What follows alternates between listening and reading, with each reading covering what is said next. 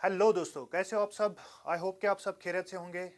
तो आज का जो हमारा टॉपिक है, आज हम सीखने वाले हैं सरफेस इंटीग्रल, या जिसको हम दूसरे लफ्ज़ में कहेंगे डबल इंटीग्रेशन।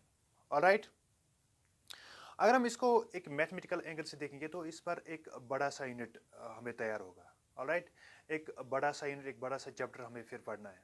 ऑलराइट। पर इसको हम यहाँ पे देख रहे हैं एक वेक्टर कैलकुलस की नज़र से। राइट। क्योंकि वेक्टर कैलकुलस में जो आने वाली थ्योरम्स है हमारी, जैसे कि गॉस डाइवर्जेंस थ्योरम, ठीक है, उसमें जो मेन रोल है वो किसका है, इसी सरफेस इंटीग्रल का। ठीक है। तो उसके लिए हमें पहले क्या अंडरस्टैंड करना चाहिए, ज़रूरी अंडरस्टैंड करना है ये जो है सरफेस इंटीग्रेशन। ऑलराइट। तो इस सरफेस इंटीग्रेशन को हम दूसरे लफ्ज़ों में डबल इंटीग्रेशन भी कहते हैं। जब भी हम कोई इंटीग्रेशन एक सरफेस पे करते हैं, ठीक है, तो उसको हम वहां पे क्या कहते हैं, सरफेस इंटीग्रेशन या सरफेस इंटीग्रल। ठीक है। Now let's begin. तो चलो इसको अंडरस्टैंड करते हैं। अब देखते हैं पहले कि हमें इसमें क्यों जरूरत पड़ता है। जब भी हम इलेक्ट्रिक फील्ड इंटेंसिटी की बात करते हैं, ऑलराइट, या फ्लूइड फ्लो की बात करते हैं, तो हमें पता है कि वो एक्चुअली वेक्टर फील्ड फॉलो करता है। हमें पता है कि हमारे पास वेक्टर फील्ड भी होता है और स्केलर फील्ड भी होता है। ठीक है। जो स्केलर फील्ड होता है वहाँ पे हम डिस्कस करते हैं उन क्वांटिटीज को जो चेंज लाते हैं एक स्पेस में। ठीक है। हर एक पॉइंट पे क्या होता है, उनका एक मैग्नीट्यूड होता है। ऑलराइट, एक स्पेस में। और वेक्टर फील्ड जो होता है वो फिजिकल क्वांटिटीज होते हैं जिनका मैग्नीट्यूड भी होता है और डायरेक्शन भी होती है। ठीक है। जो हर स्पेस में हर एक पॉइंट पे उनकी एक पर्टिकुलर डायरेक्शन होती है और एक उनका मैग्नीट्यूड होता है। ठीक है। तो इसमें जो हमें सरफेस इंटीग्रेशन डिस्कस करने वाले हैं वो वेक्टर फील्ड जो हमारे पास होता है, वेक्टर फील्ड उन जो फॉलो करते हैं उन क्वांटिटीज की हम यहाँ पे बात करेंगे। ऑलराइट। तो चलो इसको देखते हैं। यहाँ पे देखो इसको, जो हमारी इसकी जो headline, that is surface integral और ए वेक्टर फील्ड। अगर आपको वेक्टर फील्ड या स्केलर फील्ड या फील्ड क्या होता है, इसमें आपको अच्छी जानकारी चाहिए या अच्छी इस पर आपको नॉलेज चाहिए, इस पर मैंने अलग सा एक वीडियो बनाया है। ऑलराइट। तो उस वीडियो में आप देखो, वहाँ पे एक प्ले लिस्ट है वेक्टर कैलकुलस का, उसमें मैंने ये सारे सीक्वेंस में ये वीडियोस बनाए हैं, वहाँ पे आप इसको अच्छे से अंडरस्टैंड करोगे। Alright. Now let's see this here. Consider surface S in the vector field A. हमारे पास एक वेक्टर फील्ड ए अगर हम देखेंगे, सपोज करो कि आप ऐसे सोचो कि हमारे पास एक फ्लूइड है, एक वाटर फ्लो कर रहा है एक पाइप में से। ठीक है। ये आप कंसिडर करो, ये हमारे पास एक वेक्टर फील्ड है, क्योंकि जब ये वाटर फ्लो करता है, ठीक है, तो इसकी एक पर्टिकुलर डायरेक्शन, इसका मैग्नीट्यूड भी होता है। ठीक है। तो वहां पे आप इसको क्या करोगे, जब ये एक सरफेस से पास होगा, जो इसका क्रॉस सेक्शन है, फॉर एग्जांपल उस एंड क्रॉस सेक्शन पर जब ये उससे बाहर निकलेगा, ठीक है, दैट मीन्स उसको उस जो वहाँ पे ये आउट मतलब उससे बाहर निकल रहा है, ठीक है, उस एंड से, उस क्रॉस सेक्शन से। ठीक है। तो वो आप कंसिडर करो, ये हमारे पास एक सरफेस है। ठीक है। तो यहाँ पे हमें इस सरफेस इंटीग्रेशन की बहुत ज़रूरत पड़ती है। क्यों? क्योंकि जब हम देखेंगे कि आगे जब हम एक इलेक्ट्रिक फील्ड इंटेंसिटी की बात करेंगे, ठीक है, तो वहाँ पे हमें क्या ज़रूरत पड़ता है, हमें एक क्रॉस सेक्शन ज़रूरत पड़ता है। ठीक है। हमें एक वहाँ पे एक क्रॉस सेक्शन जिसमें फ्लक्स पास हो रही है, ठीक है, एक सरफेस जिसमें फ्लक्स पास हो रही है। ठीक है। तो उसमें पहले हमें क्या देखना पड़ता है कि जो हमारे पास ये सरफेस है, ठीक है, ये एक्चुअली इस सरफेस का मतलब एरिया कितना है और कितने एरिया में ये जो हमारे पास ये फ्लक्स है ये पास हो रही है, और ये जो हमारे पास ये फ्लक्स है ये एरिया पर किस तरीके से डिपेंड करता है। ठीक है। यहाँ इसकी एंगल, अगर हम इस सरफेस की एंगल चेंज करेंगे, ठीक है, तो हमारे इस फ्लक्स पे क्या असर पड़ेगा। ठीक है। वो भी हम इस पे देखेंगे इस एग्जाम्पल से। तो पहले आप इसको देखो। तो यहाँ पे मैंने लिखा, consider surface S in the vector field A, let d S be the area of a small element on the surface. आप कंसिडर करो कि हमारे पास एक सरफेस है, यही मानो आपके एक क्रॉस सेक्शन है इस पाइप का, जहाँ से ये वाटर आउटलेट हो रहा है। ऑलराइट। तो इसमें से हमने एक छोटा सा एरिया निकाला डी एस, इस टोटल सरफेस है। अब आपको पता है जिस डायरेक्शन में वाटर फ्लो कर रहा है, ये आप कंसिडर करो कि हमारे पास एक वेक्टर फील्ड है। ऑलराइट। जिस डायरेक्शन में वाटर फ्लो कर रहा है ये हमारे पास एक वेक्टर फील्ड है। अब जो जो ये हमारे पास दैट इज वेक्टर फील्ड, जो हमारे पास ये है, ये वेक्टर फील्ड, यहाँ पे हमने वेक्टर फील्ड एक्चुअली यहाँ पे लिया कौन सा, ये एक लिक्विड, एक फ्लूइड जो फ्लो कर रहा है एक पर्टिकुलर डायरेक्शन में, और जो फ्लूइड है इसकी जो डायरेक्शन, इसकी डायरेक्शन पे असर नहीं पड़ेगा। ये आप मानो कि ये आप कंसिडर करो कि ये जो जिस डायरेक्शन में पहले जा रहा था अब इसी डायरेक्शन में फ्लो कर रहा है, आउटलेट कर रहा है, ऑलराइट। पर यहाँ पे जो हमारे पास ये नॉर्मल है, दैट इज एन, जो हमने एन, स्मॉल एन कैप से यहाँ पे रिप्रेजेंट किया है। आप यहाँ पे देखो पहले, let n cap be the unit vector showing the direction of the area vector d S. जो हमारे पास ये एरिया वेक्टर है जिसमें जिस एरिया से ये फ्लो हो रहा है, एक तो वाटर फ्लो हो रहा है, ठीक है, उसका वेक्टर फील्ड ए है, दूसरा जिस एरिया से ये फ्लो हो रहा है, ठीक है। अब छोड़ो इसको, मैं आपको यहाँ पे एक एग्जांपल से समझाता हूँ। सपोज करो कि हमारे पास एक डोर है, इस एग्जांपल से आपको ये अच्छे से अंडरस्टैंड होगा, यहाँ पे आराम से आप देखो। सपोज करो ये हमारे पास एक डोर है, इस डोर से क्या होता है कि ये यहाँ पे अभी फुल इसमें फिक्स है, किसमें,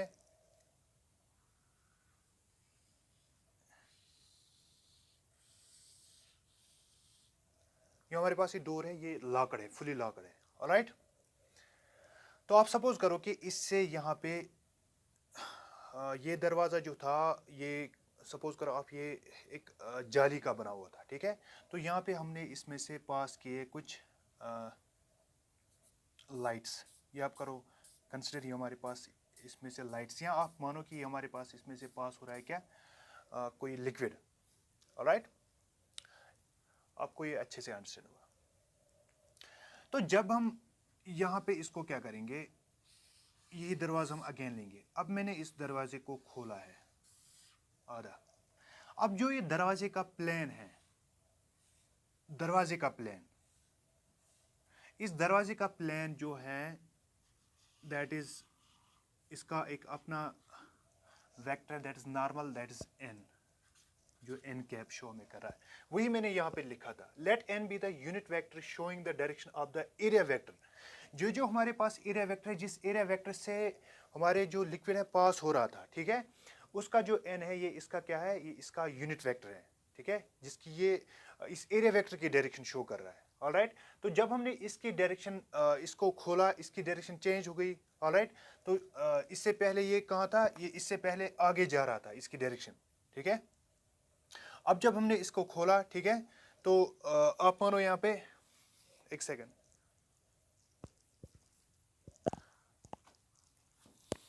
आप करो कंसिडर यहाँ पे।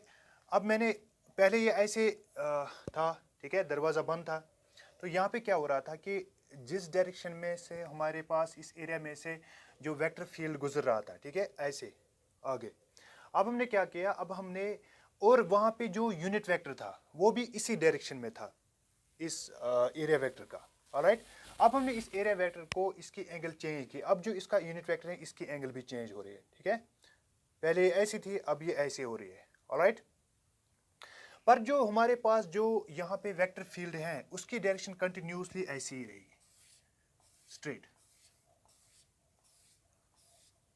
ऑलराइट। तो इससे क्या होगा, जो पहले जितना एरिया इसको फ्लो के लिए बन रहा था, इस वेक्टर फील्ड को आगे जाने के लिए बन रहा था, अब उतना एरिया इसके लिए मौजूद नहीं है। अब आप कहोगे सर यहाँ पे क्या हो रहा है, यहाँ पे दरवाज़ा खुला है, अब यहाँ से ये जाएगा, ये दरवाज़ा जो खुला है आपको यहाँ पे ये चीज़ें अंडरस्टैंड, इसको इसमें इंक्लूड नहीं करने हैं। आप यहाँ पे मानो कि जितना यहाँ पे ये एंगल चेंज करा, यहाँ पे भी इस बंद है, इससे कुछ नहीं निकल रहा है इस साइड से, ऑलराइट। तो इट्स वेज दैट कि जो आगे वाली डायरेक्शन है, इस डायरेक्शन में इस जो पहले अब जा रहा था इस पर असरात पड़ेगा, ठीक है। दैट्स वाई कि आपने देखा होगा कि जो हमारे पास एक और एग्जांपल है मेरे पास, आपने देखा होगा कि हमारे पास जो होता है एक टेप जो हमारे पास होती है, सिंपली जो वाटर टेप होती है हमारे पास, आपने देखा होगा कि पहले जो वहाँ पे होता है जब हम टेप खुली रखते हैं, ऑलराइट, तो वहाँ से वाटर फ्लो होता है। अब जब हम टेप को थोड़ा रोटेट करते हैं तो वहाँ पे क्या होता है कि इतना आधा खुला होता है, ठीक है। तो उससे क्या होता है, इसका प्लेन ऐसे रोटेट होता है जैसे इस दरवाजे का, ठीक है, दैट इज एन। अब जो फ्लो लिक्विड का होता है, अब कम कम फ्लो हो रहा है आगे, क्योंकि फ्लक्स अब कम हो रही है। अब जितना हम इसको ज़्यादा ज़्यादा रोटेट करेंगे, अब देखो, अब मैंने हाफ पे लिया, अब इसकी डायरेक्शन ज़्यादा इस तरफ होगी, एन की जो एरिया वेक्टर है, ठीक है, जिस एरिया से फ्लो हो रहा था, ठीक है। अब जो फ्लो हो रहा है उसकी डायरेक्शन स्टिल वही है जिस डायरेक्शन में फ्लो हो रहा है, ठीक है, पर अब यहाँ पे कम कम हो रहा है। दैट इज़ वाई कि आपने देखा यहाँ पे, दैट इज़ हम लिख रहे हैं दैट्स ए कॉस थीटा, ठीक है। अब यहाँ पे आते हैं, अब आपको अंडरस्टैंड होगा। अब यहाँ पे हमने लिखा theta be the angle between A vector and n. ये हमने लिखा कि अगर हम यहाँ पे जो हमारे पास ये जो है वेक्टर फील्ड, तो ये हमारे पास इनके बीच में जो एंगल बन रही है, ये हमारे पास क्या है, थीटा, ठीक है, जो यहाँ पे मैंने ऐसे लिखा। क्योंकि ये जो बोर्ड है हमारे पास, ये 2 डायमेंशनल बोर्ड है, इस पर हम 3 डायमेंशनल व्यू नहीं डाल सकते, अंडरस्टैंड कर पाएंगे, ठीक है। तो आपको यहाँ पे इसमें से थोड़ा सपोर्ट करना है ताकि हम इसको कुछ हद तक अंडरस्टैंड कर पाए। ऑलराइट, अब यही मैंने लिखा कि theta be the angle between A vector and n unit vector. Alright, अब ये ए वेक्टर जो है, इसमें से ये आप मानो कि वाटर फ्लो कर रहा है, और जो एन है ये किसकी डायरेक्शन, जिस एरिया से फ्लो हो रहा है उसकी जो एंगल है, ऑलराइट, उसकी यूनिट वेक्टर की जो एंगल है, क्योंकि हमने वो चेंज की, जैसे कि यहाँ पे मैंने इसकी चेंज की इस दरवाजे की, ठीक है, जहाँ से फ्लो हो रहा था। The flux of A through the element of area. अब इससे हमें जो फ्लक्स अब पास हो रहा है, अब वो हम कैसे हम डिफाइन इसको करेंगे, वो हम लिखेंगे that is d S is equal to A, that is vector field, कितना वेक्टर फील्ड इसमें से पास हो रहा है, alright, dot product of d S, that is area vector. अब वहाँ पे एरिया कितना मौजूद है जिस एरिया वेक्टर से पास हो रहा है, alright. Now the total flux through the whole surface. अब अगर हमें क्या फाइंड करना है कि टोटल फ्लक्स इस होल एरिया से कितना फ्लो हो रहा है, ऑलराइट, कितना पास हो रहा है, तो हम क्या लिखेंगे, that surface integral S A dot d S, where A is the that is vector field. Suppose करो यहाँ पे वेक्टर फील्ड हमारे पास है लिक्विड, ठीक है, ये जो फ्लूइड पास कर रहा है, और डी एस क्या है, कितने एरिया में पास कर रहा है। अब इनके बीच में डॉट प्रोडक्ट है, आप यहाँ पे देखिए इसको, इनके बीच में अब डॉट प्रोडक्ट है, ठीक है, तो इसको हम ऐसे लिख सकते हैं, that is surface integral, that is S A D S cos theta, that's a cos theta D S, इसको हम ऐसे लिख सकते हैं। अब यहाँ पे देखिए कि एंगल पे कैसे असरात पड़ेगा। आप मानो कि हमारे पास जो एरिया वेक्टर है, सपोज ये था हमारे पास एक डोर, अब यहाँ से इसका एंगल बन रहा है, और जो फ्लो है जो हमारे पास ए है वो स्ट्रेट जा रहा है, ठीक है, डायरेक्ट, दैट्स इनके बीच में ये थीटा बन रहा है। अब जब दरवाज़ा भी उसी डायरेक्शन में होगा, दैट्स उसका प्लेन भी उसी डायरेक्शन में होगा, उसका जो यूनिट वेक्टर भी उसी डायरेक्शन में होगा जिस डायरेक्शन में ये जो वेक्टर फील्ड है ये फ्लो कर रहा है। जैसे कि उसका जो यूनिट वेक्टर वो भी आगे की तरफ है, और जो ए है वेक्टर फील्ड वाटर फ्लो वो भी आगे की तरफ है, ऑलराइट। तो उसके बीच में जब एंगल उस वक्त क्या होगा, थीटा इज इक्वल टू 0। अब जब थीटा 0 होगा तो हमारे पास जो उस वक्त बनेगा, जो फ्लक्स कितनी पास होगा, उस वक्त जो फ्लक्स होगी वो हमारे पास होगी, that is A D S, maximum flux उस वक्त पास होगी, क्योंकि उसी जब हमने यहाँ पे दरवाज़ा जो जाली का फुल रखा था, ठीक है, उसमें से मैक्सिमम वहाँ पे फ्लो कर रहा था। यहाँ पे मैंने ये टेप जब हमने उसको फुल ओपन रखा था, फुली ओपन रखा था, तो वहाँ पे फ्लो मैक्सिमम हो रहा था, ठीक है। जब हमने उसकी एंगल जो है वो चेंज की, ठीक है, किसकी, जो एन, ऑलराइट, जो हमारे पास जो सरफेस क्या कहते हैं उसको, एरिया वेक्टर की जब हमने चेंज की, ठीक है, तो उससे क्या हुआ, एंगल पर असर पड़ा, तो उनके बीच में एंगल बन गया, ठीक है, तो वहाँ पे क्या हुआ, फिर इस पर भी असरात पड़ा। अब हम देखते हैं कि जब थीटा 90 डिग्री होगा, अब आप मानो कि ए और एन के दरमियान, between n and A vector angle is 90, theta is equal to 90 degree.